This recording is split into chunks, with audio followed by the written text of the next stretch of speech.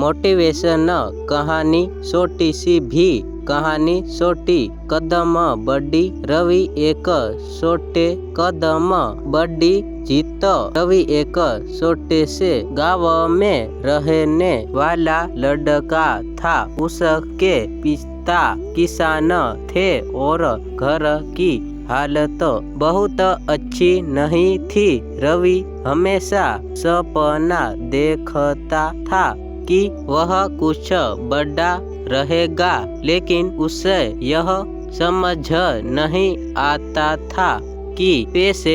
एक दिन गांव में एक शिक्षक आई और उन्हें बच्चों को यह बताया कि सपनों को पूरा करने के लिए छोटे छोटे कदमों शुरुआत करनी चाहिए। उन्होंने कहा, हर दिन एक छोटे कदम उठाओ और देखना तुम्हारा सपना जरूर पूरा होगा। रवि ने यह बात दिल से मान ली। उसने तय किया कि वह हर दिन कुछ नया सीखेगा। सुबह जल्दी उठकर पढ़ाई करने लगा। खेतों में काम करके अपने पिता की मदद भी करता और शाम को जाकर गांव की लाइब्रेरी में किताब पढ़ता। धीरे धीरे उसकी मेहनत रंग लाने लगी।